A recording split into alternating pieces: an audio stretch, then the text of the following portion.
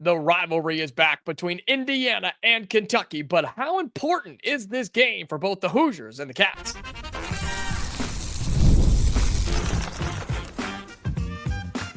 You are Locked On Hoosiers, your daily podcast on the Indiana Hoosiers.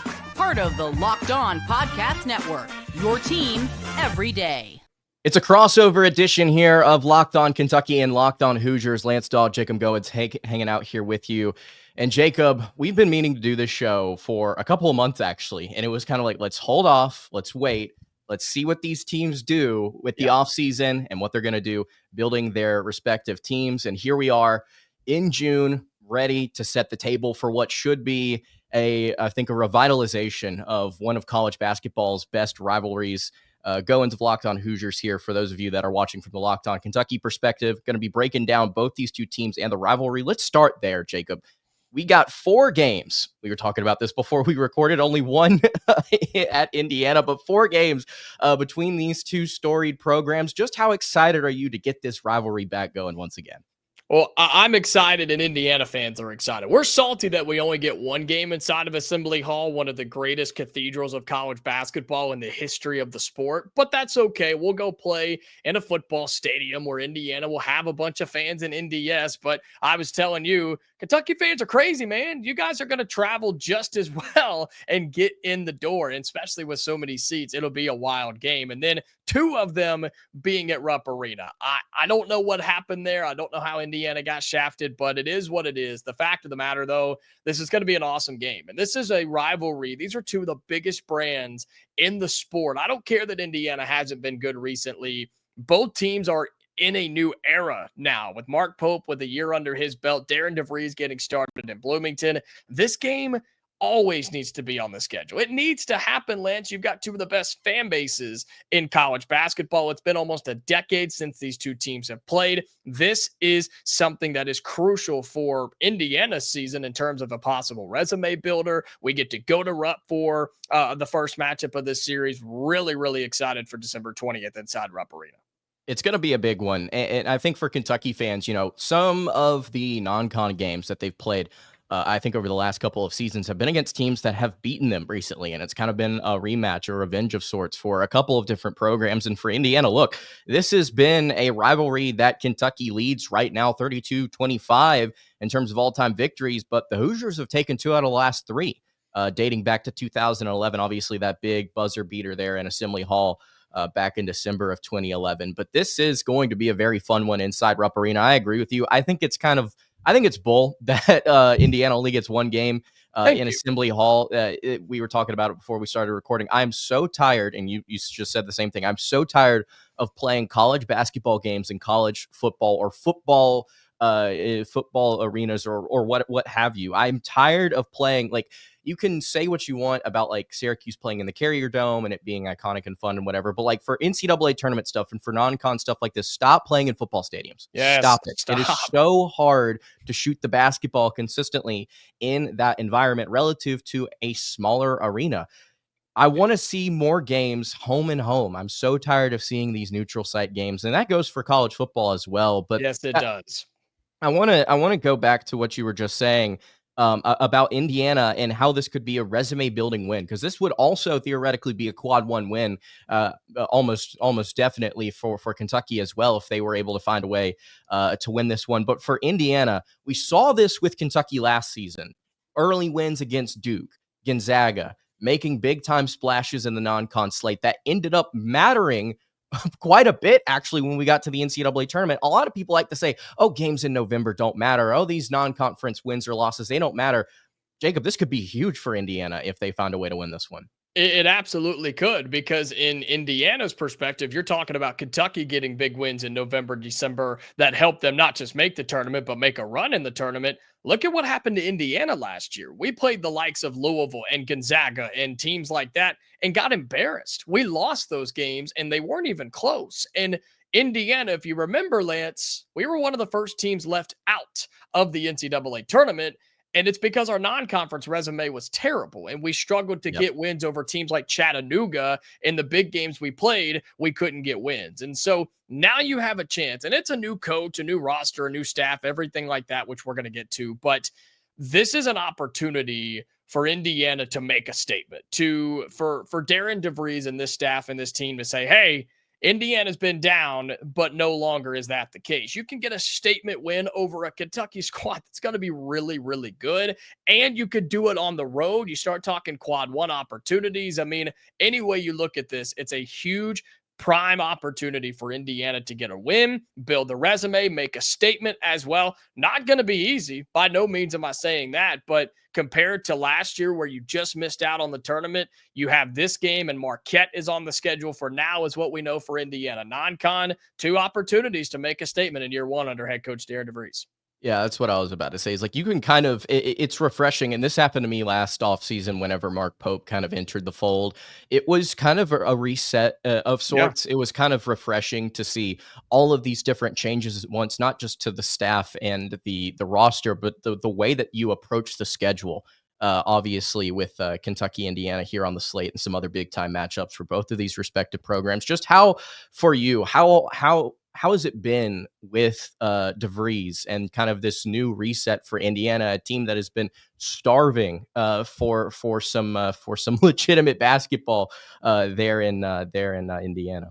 Well, I'll be honest with you. I know we're going to talk about last season's results and kind of what happened with the firing of Mike Woodson at Indiana and Right. the over exceeding expectations for Kentucky, I think, getting to a Sweet 16. But I've talked a lot about how Darren DeVries, I call him Dark Knight DeVries, how he can almost be a copycat of what Mark Pope did at Kentucky in year 1. Come in, have little to no expectations other than we're a winning brand of basketball, bring in some studs in the transfer portal, and go out and beat some people. That's what Indiana can do in 2025 and 2026. And again, I say we try to copy what Mark Pope did. I would like us to, no offense, play a little bit more defense than Kentucky did a year ago. But if we can score 100 points like Kentucky did, then we're going to be something serious. And so it is, man. It's just refreshing. It's a restart. It's something where you're hoping this one sticks, because the last couple of coaches at Indiana just have not worked out. You thought they were going to. It made sense at the time, and then, my goodness, it didn't. Some flamed out for off-court things. Some of them just couldn't figure out how to win. And so that's where Indiana's at. Now, it's pretty much a wait-and-see game in Bloomington, but for you guys in Lexington, seems like expectations now are through the absolute roof. I've been trying to hold myself back over these last few weeks about like trying to get like, okay, what are my actual expectations? Am I just pumping sunshine here now that we've got all these transfers in, or does Kentucky actually have a legitimate shot at doing something that they've not done in over half a decade, which is make a deep run in the NCAA tournament? And after looking at all the pieces, man, I think I am on the Mark Pope hype train. I think this is very real in 2025, 2026. We'll get to the last season's results for both of these squads, how maybe some things went well for Kentucky, how some things didn't go so well for Indiana, and then we'll reset here with expectations for 2025, 2026, all coming up on a crossover edition of Locked On Kentucky and Locked On Hoosiers. But first, I want to tell you guys about our friends over at FanDuel. The NBA playoffs are winding down, and every night has delivered highlight-worthy performances, major momentum shifts, and can't-miss moments. Whether it's a game-winning shot or a breakout player, there's never been a better time to get in on the action, and FanDuel makes it really easy to stay in the game before tip-off and live. With player props, performance trends, and same-game parlays, fans have more ways than ever to play smart and win big. And if you want to lay something down over on FanDuel, I would direct you to the national championship odds for 2026. Kentucky, one of the national championship favorites, actually at plus 1,700. You've also got Indiana here at plus 6,000. Jacob, do you like those odds? Are you comfortable with that? Is that something that you would take a look at? I mean, hey, top 25 in terms of national title odds. I'm not making any complaints for Indiana. And if you're Kentucky, yeah, maybe a little sprinkle a little something on them, because I'm a believer in Mark Pope too. It's going to be really interesting to see just how the pool shakes out. You've also got some other big-time programs here. Houston, the leader of the pack here at plus 1,100. Purdue at plus 1,200, coming in for an exhibition in Rupp Arena later this year. Should be pretty exciting. If you're new to FanDuel, it's the perfect time to sign up. You can head to FanDuel.com and place your first $5 bet. And if it wins, you'll get $200 in bonus bets. You can make every moment more with FanDuel, an official sports betting partner of the NBA. All right, continuing along here on a crossover edition of Locked On Kentucky and Locked On Hoosiers. Lance Dawe, Jacob Goins hanging out here with you. If you have not subscribed to either of our YouTube channels or podcast feeds, would greatly appreciate it if you did so. Leave a comment. Let us know what you think about the Cats and the Hoosiers this upcoming season. And Jacob, let's take it back to last year for a little bit. Do we have to? Do we have to? You know, I'm going to drag you back to it because I remember there were various moments last season where you and I would meet up at sporting events, and I'd be like, first thing I'm asking about is how's it going with Indiana, man? And it was pretty rough. A 19-13 season. Mike Woodson gets fired. Hoosiers looking to reset things. Kind of break down how the madness unfolded a season ago.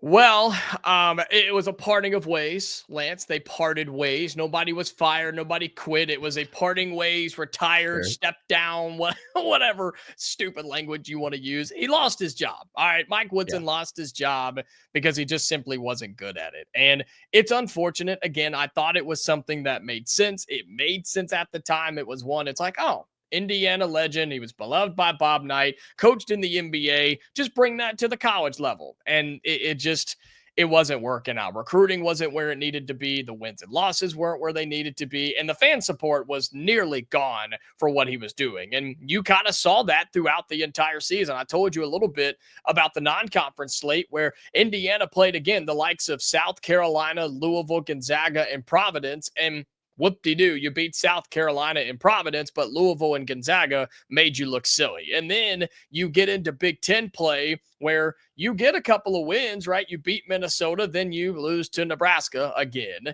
You go through and you finally get back at Penn State after going 0 for 2 the year before, but then you drop games to Northwestern and Maryland. You go on a 5-game losing streak, but don't worry, we go to East Lansing and get a win. We also beat Purdue at one point last year. But then you go and lose to Oregon in the Big Ten tournament. You lose to them twice in your last 3 games. So it was the same issues as it has been for quite some time. Indiana struggled to score. Our defense on the perimeter was bad, and the effort and foul trouble just got this team into bad situations time and time again. Every single time that they had a chance to build momentum with a win or two, they would just completely fumble it by losing to somebody they shouldn't or getting blown out in a big time game. And so last year was just not fun. It wasn't exciting. It was a train that was heading towards a wall, and everybody saw it 2 or 3 months in advance.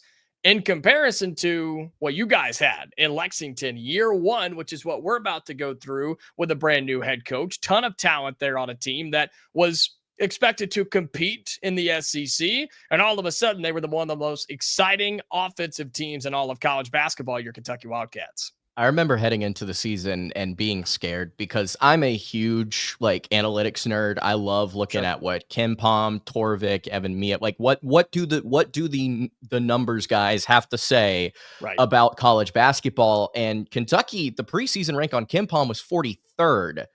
And I was sitting there before the season started going, oh no, if they aren't high on this Kentucky squad, what sort of season are we in for? And then you see over the course of the first 2 games, Kentucky dropping 100+ points on both opponents. And it's obviously Wright State and Bucknell, but at the same time, you saw the offense, you saw the vision with what Mark Pope wanted to put together. And you were concerned about athleticism. You were concerned about defense. You were concerned about rim protection. Heading into that Duke game, I remember thinking if we could just this was a half-year-long buildup for me.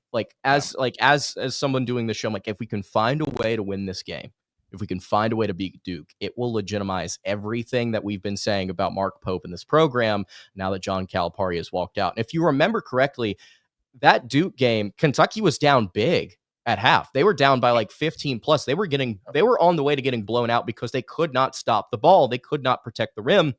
And then all of a sudden in the second half, they just flipped a switch. Seniority overcame some of the youth on that Duke squad. Kentucky hit some shots. They got back into it. And at the end of the game, Cooper Flagg fumbled it away, as he did time and time again. Big moments last season. Shocker. After that point, I mean, it was just pedal to the metal. Everything's great. We're riding this euphoric high of, oh my gosh, we beat what ends up being one of the best teams in the nation. Probably should have made it to the national championship game had it not been for Cooper Flagg and company fumbling the game away against the Houston Cougars. Houston. Wow, look at me go. But no, the non-con slate was a bit kind of up and down after that point. You lose to Clemson on the road in a game that I think that you should have found a way to win. Just hit open shots. That way, if you hit open shots and prevent them from grabbing so many offensive rebounds, that's a game that you should have won. Then you go to all the way up to Seattle. Similar situation to Duke. You see a top 10 team in Gonzaga. You're getting your butt whipped at the rim. Graham Ike is just cramming it down your throat. It is just such a rough game for you defensively. And then all of a sudden in the second half, you turn it on, you start hitting shots, you win in overtime. You beat Louisville, which will always be great. And much to the chagrin of their fans, we're heading into this season with a little bit of a renewed rivalry. I'm kind of talking about rivalries here. I'm excited to see just how badly we beat them in the KFC Yum Center later this year. Then you lose to Ohio State by 20. That sucks. And so you kind of have this mixed bag looking up, right? Duke, Gonzaga, you lose to Clemson. You should have won that game. You lose to Ohio State by 20, and they weren't that good. And you're kind of trying to figure out what exactly is going on here. And the conference slate didn't really give you any answers either. You beat Florida. Hey, by the way, Kentucky got one over the national champions. Just want to point that out. You beat Mississippi State. You beat Texas A&M, but you lose to Georgia. You lose to Vanderbilt in a game that you should have won. That was just so infuriating. That Georgia game was probably the angriest I've ever been as a fan at a sporting event. Just hands down. I came on this show with glasses and an officiating outfit talking about how they were blind for 30 minutes. Been there. You beat Tennessee on the road after losing 2 straight, which was huge. And then you lose to Arkansas. Let's not talk about it. After that game. That game was awesome. I'm sorry. That game was awesome. It was something. February 4th, you lose to Mississippi 98-84. Mark Pope cuts his hand open, punching a chair, apparently at halftime. Angry. Allegedly. Irate over the defense. Jacob, we were 12th in adjusted defensive efficiency after playing Ole Miss. We finished the year 51st. Because after that point, you started to play a little bit of lighter competition and you shut them down defensively. You kind of got both things going. And then obviously the big thing for Kentucky was finding a way to win in the NCAA tournament. And of course they beat Troy, led by Connerway, who's now a Hoosier, I might add. And then they go and beat Illinois in a game that I don't know if I've ever been that stressed in my life. Especially in front of a group of people. I was in Dallas actually helping with Amazon's Locked On bracket coverage. And I was just sitting in the room with my hands in my face, just trying not to say anything. Just because I didn't want to be weird, but man, I was so locked on for that game. Losing to Tennessee kind of sucked the way that it did, but man, talk about just a roller coaster of good and bad. Some really high highs, some really questionable lows. It was a fun season. It was one of my favorite seasons I've ever had doing the show. I know it just went on a very long tangent, but man, I've not really sat down since the season ended and talk about just how much I appreciate the players, Pope, just the roller coaster that was. I loved every second of it, man. Yeah, well, I mean, from the outside watching Kentucky, that team was awesome. They were so much fun to watch. Not that I like Kentucky or cheering for Kentucky, but Jim, in terms of when they were on TV on Saturday afternoon, and I think a lot of that was the SEC too, just being so good top to bottom, where I hope the Big Ten can get to that point. Big Ten's top heavy. It's like in football. It's extremely top heavy. Purdue, as much as it hurts me to say, they're going to be one of the best teams in college basketball this year. Yeah. But you start looking at the teams at the bottom, the Northwesterns and the Ohio States of the world. It's just, it's tough to watch it all the way through. But Kentucky was an exciting team, which is what I hope Indiana can be. And I think we probably will, because we bring in a ton of 3-point shooters. And I know we're getting expectations here in just a moment, but we brought in a bunch of shooters, a bunch of athletic dudes who I think are just going to get up and down the floor. What Kentucky did a year ago is what I want Indiana to do this year, and more expectation things coming in a moment. But Kentucky was a fun team to watch last year, I have to admit. It was entertaining. And to be honest with you, again, I'm not like you said, I'm not an Indiana fan. But after seeing this team kind of struggle through essentially my lifetime, after being such a prestigious school, I am excited for you guys to see what happens in year one under DeVries. I am really fired up about this transfer portal class. And I said it a couple of episodes ago, This Indiana team, they need to be ranked. They need to get Thank some you. attention here heading into this season, because they may be pretty good. They may be one of the best of the Big Ten. I'm pretty fired up about it. Let's get to expectations here for 2025, 2026. Let's talk about both of these rosters, because there's a lot of new faces, obviously, for both these programs. We'll get to that in just a second right here on this crossover edition of Locked On Kentucky and Locked On Hoosiers.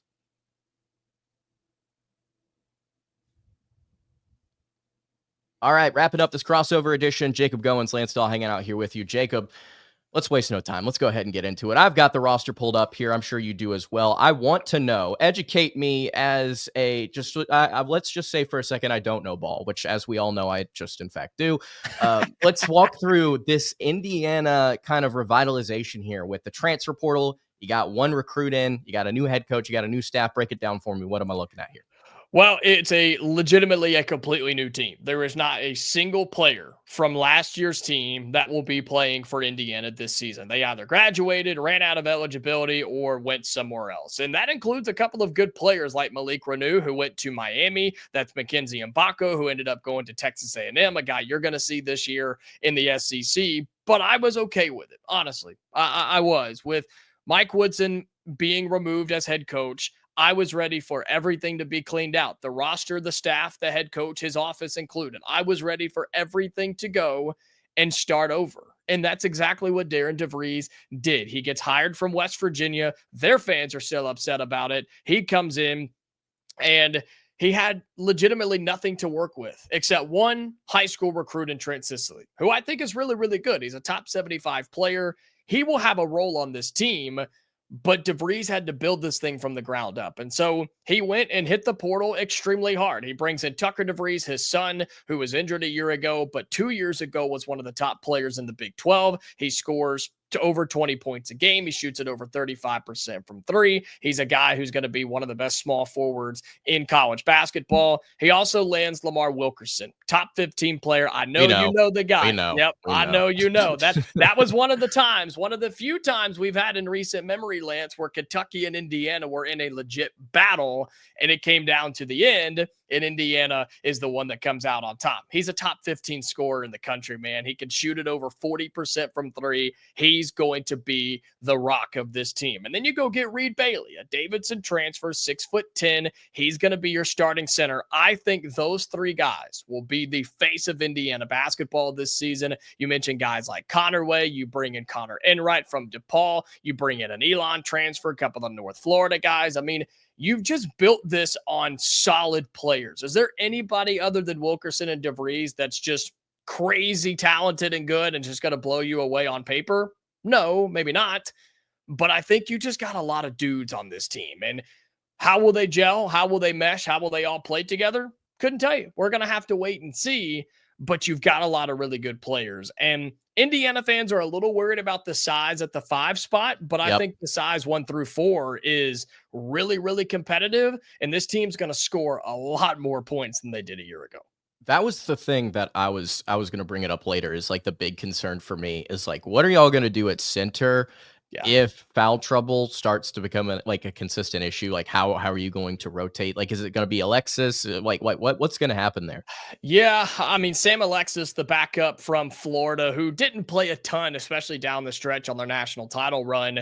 I've gotten word from our friend Brandon at Locked On Gators that Sam Alexis is somebody who could be good, just never really came to fruition at Florida. So he's going to be in there. And honestly, Lance, I think you're going to see a lot of small ball. I think you're going to see a lot of smaller lineups because Darren DeVries has talked about how he wants this team to get up and down the floor, not play 5-on-5 basketball, and score within the first 10 or 12 seconds of a possession. And if you have big men on the floor, it's hard to do that. And so if you do get into foul trouble, or you are going up against a team like Kentucky who can score the basketball, you have to match that somehow. So maybe you play some smaller guys, play a couple of traditional 4s with some traditional guards as well, and see how all that works. But I think the roster is going to be okay. People seem to think that 6'10" is not tall. Have you met somebody who's 6'10" before? You still look up at them when you talk. I think they're going to be okay. I like the roster where it's at. I think it's pretty set in stone at this point. So I think Indiana's going to be just fine. One of the things that I am actually pretty interested to see, talk about small ball and how that's probably going to be the face of this team and how they're probably going to score a lot more points than they did a season ago. Look, West Virginia had a top 15 defense a season ago under Yep. DeVries. They had a top 15 defense according to Ken Palm. That's something that I'm keeping my eye on, is with maybe the lack of height that they have across the board, or at least at the center position, I should say. Yeah. What do they look like defensively? Are they still able to bring that intensity? Are they still able to protect the 3-point line like West Virginia did a season ago? Are they still able to create some turnovers, just get just alter shots in any way, shape, or form?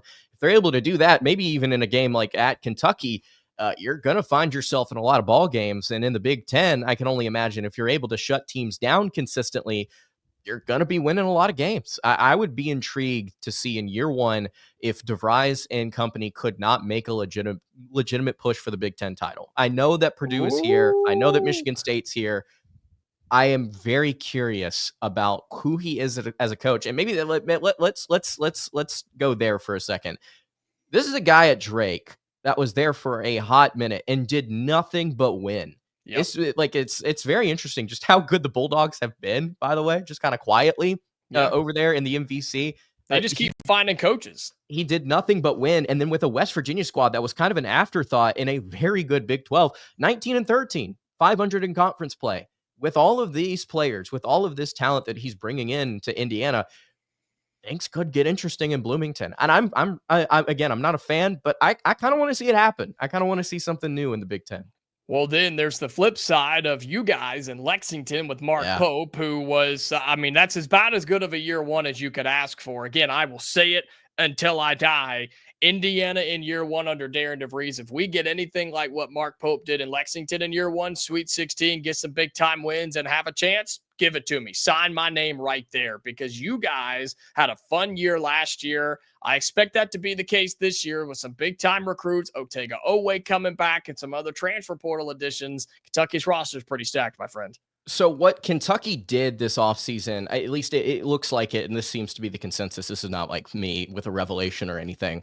What Mark Pope did is he looked at how they performed in the SEC last season, and he realized we're not athletic enough, we're not strong enough, and we don't play defense consistently enough.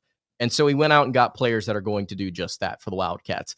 There are concerns some people have, at least some fans do, about whether or not Kentucky can shoot at as high of a clip as they did a season ago. And frankly, regardless of what the transfer portal class looked like, I don't even know if they could replicate the way that they shot the 3-ball last season. But you bring in guys like Mo Diabate, just a really hard-nosed physical forward from Alabama that's going to do a ton of dirty work for you. You bring in Jaden Quaintance, which I think is the sole reason why Kentucky should be a top 5 preseason team and has all of these expectations to go deep into the NCAA tournament, because he is, in my opinion, the best defender in the country. He is the best rim protector in the nation, and he was one of the best in the nation at 17 in the Big 12. I'm very interested to see what Mark Pope's able to do with him, a guy that at this point is known for getting some of these whether they're 5 stars or not, kids in and developing them and actually taking them to that next level, transfer portal or not. Quaintance, I think, is going to be a cornerstone of this team. As long as he's healthy, he's going to make this Kentucky team go, because if you can't score consistently on the inside and Kentucky is able to at least replicate some of what they were doing on offense a season ago, those things, you start like I'm saying with Indiana, you start to win a lot of ball games. It's not going to come easy, obviously, night in and night out, but that was Kentucky's main issue a season ago. They could not stop the ball at the rim. You got somebody that can, and you've got a great offensive mind. Things should go boom. That's just kind of where it starts and ends for me. You got a really interesting prospect in Cam Williams, a freshman from Tulane that was a 40+% 3-point shooter. Apparently NBA scouts are all over this kid, especially now that he's in a blue and white uniform. You've got Denzel Aberdeen, who was a national champion at Florida a season ago. Not the most efficient guy, but you love the experience, and you would expect him to take a step forward in his final year with Mark Pope. And then you got the recruiting class. And this was kind of, it was interesting the way that this ended up kind of finalizing. So Caden Lewis, who was one of the top point guards in the nation, ended up committing to Villanova. He was the guy that I was the most excited about in this class, which sucked. And then they went out and obviously got Denzel Aberdeen. Otega Owe's coming back, which is just something that people, I think, are just kind of brushing over. Oh, a potential All-American is returning to Kentucky. Well, they shouldn't, because that kid's he's a dude. He's a dog. Yeah. I think that this gives more opportunity with a Caden out for Jasper Johnson and Jalen Lowe, the transfer from Pitt, to get a ton of run. I expect big things from Lowe this season, somebody that was super inefficient shooting the ball last season because Pitt ran him into the dirt. They used him on every single possible play that they could, shooting, distributing. This kid's going to be in a much more comfortable situation here. He had a broken finger last year. I think his numbers are going to go up. I think he's going to look a lot better. Jasper was one of the best scorers in all of high school basketball a season ago. I expect him, we'll get to that in a second. I expect him to be a good scorer. I expect him to be a very, very fun player to watch. And then you got guys like, you add Braden Hawthorne towards the end of the cycle, a top 35 prospect who I did not expect to commit to Kentucky. I thought he was going elsewhere. I thought he was going to recommit to West Virginia or something. And here he is now with the Cats. This is a very, very good recruiting class. This is a very, very good transfer portal class. You're going to see that across the board on recruiting rankings, on portal sites. But man, I am so excited about all these different guys. And you've got, I didn't even mention Andrea Jelovic, who might even start at power forward, the 6'11" Croatian, who could end up being what we wanted Zvonimir Ivasic to be. But the fun thing about this offseason, Jacob, for this Kentucky team, and this may be where I leave it, is that we have absolutely no freaking idea what the starting lineup is going to look like. I mean, this is something that has just been a raging battle on Twitter, in my comment section, and on my show ever since this kind of got finalized. And as we were building this roster, is what on earth is this rotation going to look like? Some people are calling for a platoon again. Who knows? We may see something similar to that. Yeah. But outside of Otega and Jalen Lowe, you could make the argument for every other position, like 3 through 5. And honestly, when it comes to the 1, I mean, you could really talk yourself into splitting minutes between Lowe and Jasper if that's what you want to do. Otega is probably the only guy in this lineup that I'm like surefire, like, okay, he's going to be a starter. He's going to play a ton of minutes. Outside of that, it's about as balanced as you could have possibly asked for. I'm thrilled.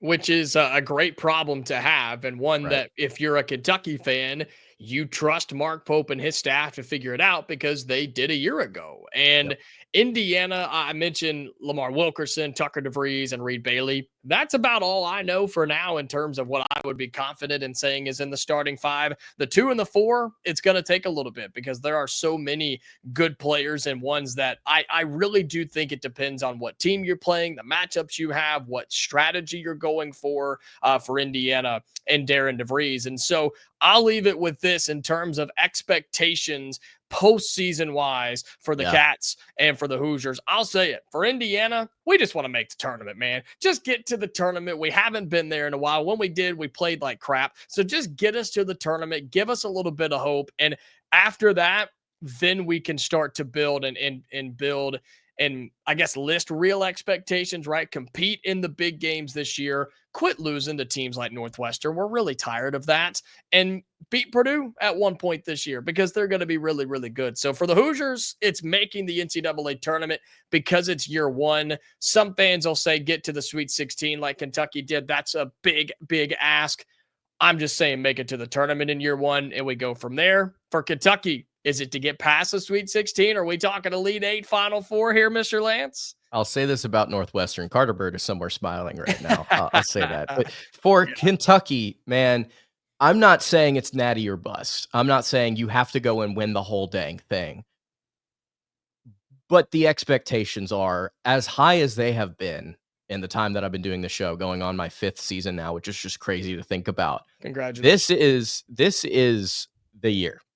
This is the year. The year. This is the year. I think Kentucky has to make a national title push. They have to go out and make a deep NCAA tournament run because they're too talented not to. Like you said, if there's any coach that's going to elevate this roster, it's Pope. We saw what he did with what people were calling just a bunch of misfit toys a season ago. You saw that. You'll see now with guys like Quaintance, with Jasper, with Aberdeen, with Diabate, with Owe back. This is a much improved team. On paper, they should be a national title contender. They should make a deep NCAA tournament run. I'm not going to put a label on it and say that, they need to make the title. They need to make the Final 4. But man, if they got to go deep. They have to go deep. Who knows? Maybe you run into a buzzsaw. Maybe you run into a Purdue or maybe in Indiana if they're all of a sudden playing out of their minds. Maybe you run into Florida and lose. I don't know how the tournament's going to work out, but you gotta make a statement this year, man. You are too good not to. I'll add to my expectation. We want to beat Kentucky. There you go. We want to win on December 20th in Rupp Arena. My goodness, it would be awesome. Do I expect it to happen? I don't know. We'll have to wait and see. But man, what a fun game that's going to be. Hopefully, we both have fun seasons as well, and hopefully, we can do this several more times because always love talking ball with you, my friend. Yeah, that's what I was about to say. Is of course we'll probably break that game down more than once before the season even gets here. Yes. I am super excited to see how that's going to go down in Rupp. I'm more excited to see how it's going to happen or how it's going to go down whenever we get away from Rupp Arena, because I think that's going to be even more fun to go to places like Assembly Hall. Obviously, at least for the one time. Who knows? Maybe we'll get it going here. More on the road now that John Calipari is out of the picture making the schedule. That's going to do it for this crossover edition of Locked On Kentucky and Locked On Hoosiers. You can subscribe to Locked On Kentucky wherever you get your podcasts. You can also follow me on Twitter at Locked On UK. Jacob, where can Locked On Kentucky listeners find your stuff, man? Yep, same way you find Locked On Kentucky. You can search Locked On Hoosiers on YouTube, any of your podcasting platforms as well. Follow us on X at Locked On Hoosiers.